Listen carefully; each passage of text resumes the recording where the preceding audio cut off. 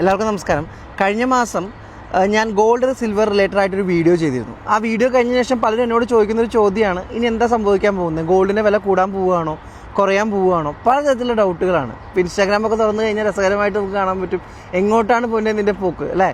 അപ്പോൾ പലരും പരസ്പര വിരുദ്ധമായിട്ടുള്ള പല കമൻറ്റുകളാണ്. ചിലർ പറയുന്നു $5000 പെർ ഔൺസിൽ നിന്ന് 10,000-ലേക്കും 20,000-ലേക്കും പോകുകയെന്ന് പറയുന്നവരുണ്ട്.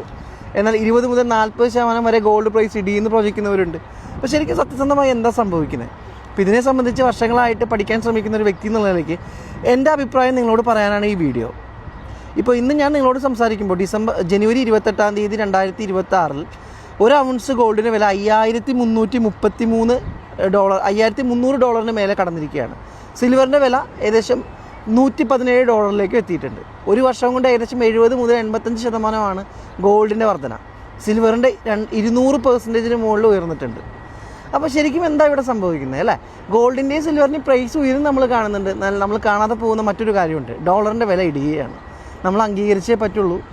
ലോകം ഒരു യൂണിപോളാർ വേൾഡിൽ നിന്ന്, അമേരിക്ക സെൻട്രിക് ആയിട്ടുള്ളൊരു വേൾഡിൽ നിന്ന് ഒരു മൾട്ടി പോളാർ സിസ്റ്റത്തിലേക്ക് റഷ്യയും ചൈനയും ഇന്ത്യയും ഒക്കെയുള്ള വലിയൊരു സിസ്റ്റത്തിലേക്ക് മാറിക്കൊണ്ടിരിക്കുകയാണ്. ഇതാണ് ശരിക്കും ഇവിടെ സംഭവിച്ചുകൊണ്ടിരിക്കുന്ന ഒരു കാര്യം. അപ്പോൾ ഇതിന് ഡോളറിൻ്റെ ഒരു ആധിപത്യം ഒറ്റ ദിവസം കൊണ്ട് അവസാനിക്കും നമുക്ക് ആർക്കും പറയാൻ പറ്റില്ല. കാരണം അത് ഒറ്റ ദിവസം കൊണ്ട് ഉണ്ടായിട്ടൊരു കാര്യമല്ല. വർഷങ്ങൾ കൊണ്ട് ഉണ്ടായൊരു സിസ്റ്റമാണ് ഡോളർ സിസ്റ്റം എന്ന് പറയുന്നത്.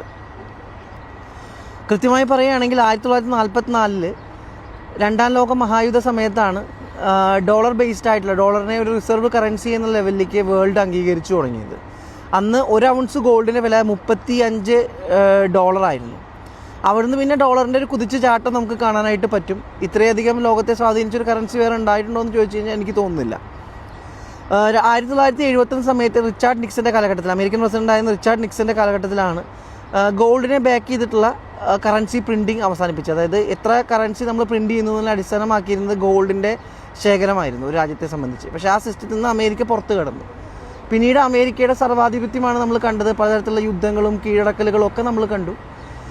2000 സമയത്ത് അമേരിക്കൻ സിസ്റ്റത്തിനെതിരെ പോകുന്ന എല്ലാവർക്കും അത് നേരിടേണ്ടതായിട്ട് വരുന്നു. 2000 സമയത്ത് ഇറാഖിൻ്റെ ഭാഗത്തു നിന്ന്, സദാം ഹുസൈൻ്റെ ഭാഗത്തു നിന്ന് ഓയിൽ ട്രേഡ് യൂറോ വെച്ചിട്ട് സ്റ്റാർട്ട് ചെയ്തു. ആ സമയത്ത് അദ്ദേഹം കൊല്ലപ്പെട്ടു. 2009 ഗദാഫി ലിബിയയിൽ ഇതേ സെയിം കാര്യം ചെയ്യാൻ നോക്കി, അദ്ദേഹവും വധിക്കപ്പെട്ടു. ഇനിയിപ്പോൾ എന്തിനേറെ പറയാൻ, 2025 ഡിസംബറിൽ വെനസ്വലയിൽ നിക്കോളസ് മഡ്രോയുടെ വിഷയം നമുക്കറിയാവുന്നതാണ്. അപ്പോൾ അമേരിക്കയ്ക്കെതിരെ സംസാരിക്കുന്ന എല്ലാവർക്കും ഇത് തന്നെയാണ് ഫലം. അപ്പോൾ ഈ ഒരു പെട്രോ ഡോളർ സിസ്റ്റം, അത് സൗദി അറേബ്യയുമായി ബന്ധപ്പെട്ട് അമേരിക്ക കൊണ്ടുവന്നൊരു സിസ്റ്റമാണ് 1974 പെട്രോ ഡോളർ സിസ്റ്റം കൊണ്ടുവന്നത്. അതായത് ഡോളർ ഉപയോഗിച്ചിട്ടാണ് എല്ലാ തരത്തിലുള്ള ഓയിൽ വിനിമയങ്ങളും നടന്നത്. അതിനുശേഷം ഡോളറിൻ്റെ ഇല്ലാത്ത രാജ്യങ്ങൾക്ക് നിന്ന് പോകാൻ പറ്റില്ല എന്നൊരു സിനാരിയോയിലേക്ക് വന്നിട്ടുണ്ട്. അതുപോലെ തന്നെ 2008 കാലഘട്ടത്തിൽ നിങ്ങൾ നോക്കിക്കഴിഞ്ഞാൽ കാണാൻ പറ്റും, സാമ്പത്തിക മാന്ദ്യമായിരുന്നു. ആ സമയത്ത് അമേരിക്ക അൺലിമിറ്റഡ് ആയിട്ട് ഡോളർ പ്രിൻറ്റ് ചെയ്യുകയുണ്ടായി. അപ്പോൾ ലോകത്തിൻ്റെ സാമ്പത്തിക ക്രമം മൊത്തം തകരുന്ന വിധത്തിലായിരുന്നു ഈ ഒരു സിസ്റ്റം അമേരിക്ക ചെയ്തുകൊണ്ടിരുന്നത്. ഇതിന് പകരമായിട്ടൊരു സേഫ്റ്റി നെറ്റ് എന്ന രീതിക്കാണ് ഗോൾഡിൻ്റെ റിസർവ് ലോകരാജ്യങ്ങൾ ഇൻക്രീസ് ചെയ്തതായിട്ട് നമുക്ക് കാണാൻ പറ്റും. ഇന്ത്യയും റഷ്യയും ഒക്കെ ഗോൾഡ് വാങ്ങിക്കൂട്ടുന്നത് ആരംഭിച്ചു. പിന്നീട് 2008-2019 സമയത്ത് നമ്മളെല്ലാവരും കേട്ട് വിറപ്പിച്ചിരുന്ന ഒരു പേരാണ് സാങ്ഷൻസ്, അല്ലെങ്കിൽ ഉപരോധം എന്ന് പറയുന്നത്. അമേരിക്ക അവരുടെ പൊളിറ്റിക്കൽ താല്പര്യങ്ങൾക്ക് വേണ്ടി പല രാജ്യങ്ങൾക്ക് വേണ്ടി ഇത്തരത്തിലുള്ള ഉപരോധങ്ങൾ ഏർപ്പെടുത്തി. ഏറ്റവും വലിയൊരു ഉപരോധം നേരിട്ട കൺട്രി എന്ന നിലയ്ക്ക് റഷ്യയാണ്. അമേരിക്കയും നാറ്റോയും അതുപോലെ തന്നെ യൂറോപ്യൻ യൂണിയനും ചേർന്ന് ഒരുപാട് ഉപരോധങ്ങളാണ് റഷ്യക്ക് നേരെ ചുമത്തിയത്.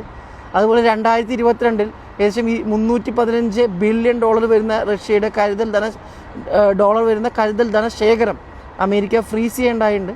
ഇത് ലോകരാജ്യങ്ങൾക്ക് മേലെ ഏൽപ്പിച്ച ആഘാതം ചെറുതൊന്നുമല്ല. കാരണം ഇന്ന് റഷ്യയാണെങ്കിൽ നാളെ ഇന്ത്യ എന്നൊരു തോന്നലൊക്കെ നമ്മുടെ ഇന്ത്യക്ക് പോലും ഉണ്ടായിട്ടുണ്ട്. അതിൻ്റെ ഭാഗമായിട്ടാണ് ഇന്ത്യയുടെ തന്നെ സ്വർണ്ണ കരുതൽ ധനശേഖരം വളരെ വലുതായിട്ട് അവർ ഇൻക്രീസ് ചെയ്യേണ്ടായി. ഇപ്പോൾ ഏവറേജ് പറയുകയാണെങ്കിൽ വേൾഡ് വൈഡ് 400-500 ടൺ ഗോൾഡിൽ നിന്ന് അത് ഏകദേശം 1000 ടണ്ണിലേക്കൊക്കെ ഉയരുകയുണ്ടായി പെർ ഇയർ കണക്കെടുത്ത് നോക്കുകയാണെങ്കിൽ. ഓക്കെ, അപ്പോൾ ഈ ഒരു സിനാരിയോയിൽ നിന്നാണ് ശരിക്കും പറഞ്ഞാൽ ഇത്തരത്തിലുള്ള ഗോൾഡിൻ്റെ പ്രൈസ് ഇൻക്രീസ് ചെയ്യുന്നതിനുള്ള കാര്യങ്ങൾ ഉണ്ടായിട്ടുള്ളത്. മാത്രമല്ല കഴിഞ്ഞ 3-4 വർഷങ്ങൾ നിങ്ങൾ എടുത്ത് നോക്കിക്കഴിഞ്ഞാൽ റഷ്യ ഉക്രൈൻ വാർ, ഇപ്പോൾ ഈ അടുത്തുണ്ടായിട്ടുള്ള ഇറാൻ ഇസ്രായേൽ അമേരിക്ക സംഘർഷങ്ങൾ, ഇതും ഗോൾഡ് പ്രൈസിനെ വളരെയധികം സ്വാധീനിച്ചിട്ടുണ്ട്. ഇത് നമ്മൾ മനസ്സിലാക്കേണ്ടത് gold is A safe heaven. എല്ലാവരും പറയുന്നുണ്ട്, അല്ലേ? ലോകത്തെ എന്ത് അസ്ഥിരത സംഭവിച്ചാലും ആദ്യം ഇൻക്രീസ് ചെയ്യുന്ന ഒരു അസറ്റ് ക്ലാസ് അല്ലെങ്കിൽ ഒരു കൊമോഡിറ്റി ഗോൾഡ് ആൻഡ് സിൽവറാണ്. സിൽവറിനെ ഇപ്പോൾ നമുക്കതിലേക്ക് എഴുതി ചേർക്കാനായിട്ട് പറ്റും. അപ്പോൾ ഇത്തരത്തിലുള്ള സിനാരിയോകൾ തന്നെയാണ് ഇതിൻ്റെ പ്രൈസ് ഇൻക്രീസ് ആവാൻ കാരണം. കഴിഞ്ഞ മാസം നമ്മൾ ഈ ഒരു മാസത്തിനിടയ്ക്ക് എനിക്ക് തോന്നുന്നു വലിയ 10-15% മേലെ ഇൻക്രീസാണ്. സാധാരണ മറ്റ് അസറ്റ് ക്ലാസ്സുകൾ തരുന്ന 10-12% അത് ജസ്റ്റ് ഒരാഴ്ച കൊണ്ട് വരെ തരാൻ ഇത്തരത്തിലുള്ള അസറ്റ് ക്ലാസ്സുകൾക്ക് പറ്റുന്നതിൻ്റെ കാരണം ലോകത്തുണ്ടാകുന്ന ഇത്തരത്തിലുള്ള അസ്ഥിരതകളാണ്. പ്രത്യേകിച്ച് നമ്മുടെ അമേരിക്കൻ പ്രസിഡന്റ് ട്രംപ് സാർ വന്നത് മുതൽ ഉണ്ടായിട്ടുള്ള സിറ്റുവേഷൻസ് ചെറുതൊന്നുമല്ല. ഇപ്പോൾ വെനസ്വേല അറ്റാക്കിന് ശേഷം ഗോൾഡ് പ്രൈസും സിൽവർ പ്രൈസും വളരെയധികം ഉയർന്നു. അതിനുശേഷം നമുക്ക് നോക്കുകയാണെങ്കിൽ ഇപ്പോൾ ഗ്രീൻലാൻഡിനുമുള്ള അമേരിക്കയുടെ കടന്നുകയറ്റവും അതിനെ യൂറോപ്യൻ യൂണിയൻ തടഞ്ഞതും അവർക്ക് മേലുള്ള ടാരിഫിൻ്റെ മുകളിലുള്ള അടിച്ച് ഏൽപ്പിക്കാനുള്ള ശ്രമങ്ങളും അമേരിക്ക ടാരിഫ് ഇഷ്യൂസും അതുപോലെ തന്നെ ഇപ്പോൾ അടുത്ത് കാനഡയുടെ മേലുള്ള അമേരിക്കയുടെ അധിനിവേശ ശ്രമങ്ങളും കാനഡ മേലേക്ക് 100% ടാക്സ് കൊണ്ടുവരുമെന്നൊരു സിനാരിയോ ഒക്കെ ഈ പറഞ്ഞ ജിയോ പൊളിറ്റിക്കൽ കാര്യങ്ങളെല്ലാം ഗോൾഡിനും സിൽവറിനും വളരെ അനുകൂലമായിട്ടാണ് നമ്മൾ കാണുന്നത്. അപ്പോൾ എൻ്റെ ഒപ്പീനിയൻ ഇത്രമാത്രമേ വളരെ ക്ലിയറാണ്. ട്രംപിനുള്ള കാലത്തോളം നമ്മളിതിനെക്കുറിച്ച് പേടിക്കേണ്ടതില്ല.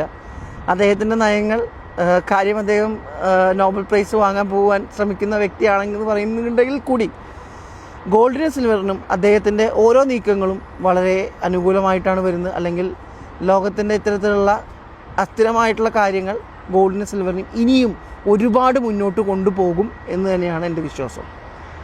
Thank you so much.